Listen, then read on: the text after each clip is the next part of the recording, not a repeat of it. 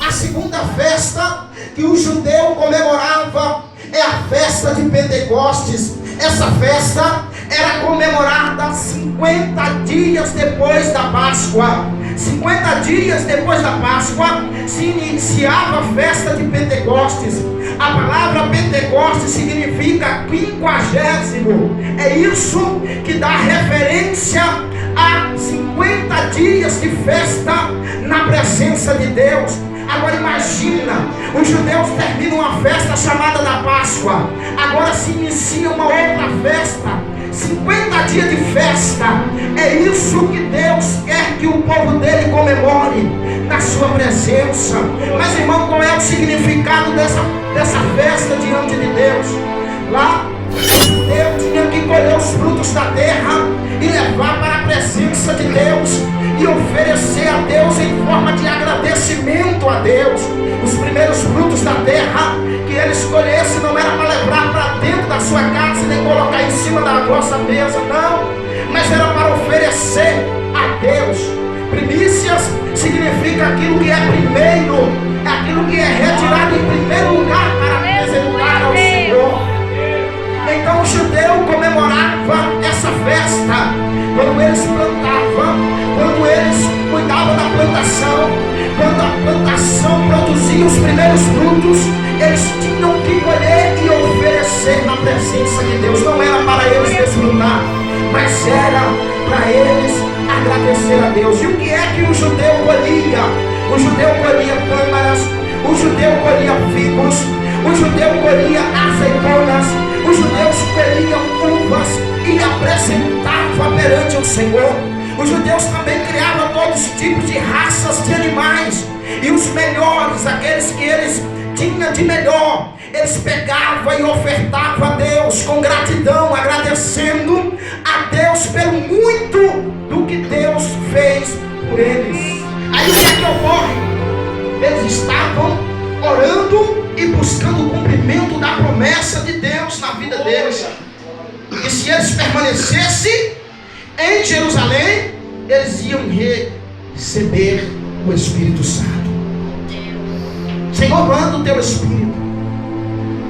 Aí no último dia da festa, e eles se reuniram em Jerusalém, não os discípulos, porque eu observo isso, que não eram os discípulos que estavam festejando, era a cidade toda de Jerusalém. E os discípulos estavam dentro de um salão, trancados, recolhidos, com medo. Porque naqueles dias eles tinham presenciado o assassinato do seu líder, o próprio Cristo. E eles estavam sem autoridade, eles estavam sem ousadia, eles estavam sem coragem, eles estavam com medo, mas estavam dependendo de Deus, e eles estavam clamando aos céus: Senhor, manda o teu Espírito. O homem sem o Espírito Santo é fraco.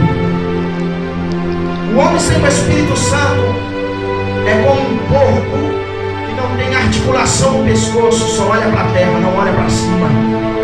O homem sem o Espírito Santo não vale nada. Mas o homem e a mulher cheia do Espírito Santo é como uma águia. Pode vir a tempestade, mas o seu alvo é acima da tempestade. O homem que tem o Espírito Santo, a sua visão está no céu. Nessa noite tem crente aqui dessa qualidade, tem crente aqui dessa qualidade. E quando Deus manda o Espírito Santo, vem no final do último dia da festa de Pentecostes, da festa das primícias. Por quê? Porque ali passaria a ser o início da colheita dos primeiros frutos para Deus. Muitos pensam que Pentecoste é falar em línguas estranhas, é pular, é sapatear, é rodopiar, é rodar de uma parte para outra. Mas Pentecoste não é isso. Pentecoste, sabe o que é? É colheita de almas. É o que Deus está interessado. Aleluia, Jesus. Almas. A minha oração tem sido essa: Deus me dá almas. Mas a igreja tem que acordar e pregar o Evangelho. Mas pregar o Evangelho sem a presença do Espírito Santo, do que adianta se as almas não vão ser libertas? Aleluia! Agora eu entendo porque os discípulos estavam trancados com medo, porque eles não tinham o Espírito Santo.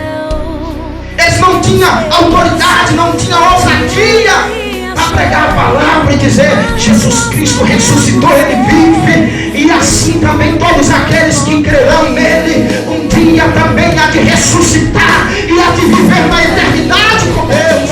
Eles não tinham essa ousadia, eles não tinham essa autoridade. Por quê?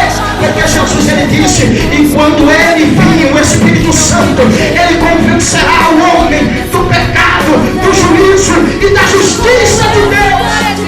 Aleluia! O homem pode falar bonito, pode estudar todos os idiomas da terra, pode falar todas as línguas, mas se o Espírito Santo não convencer, não adianta.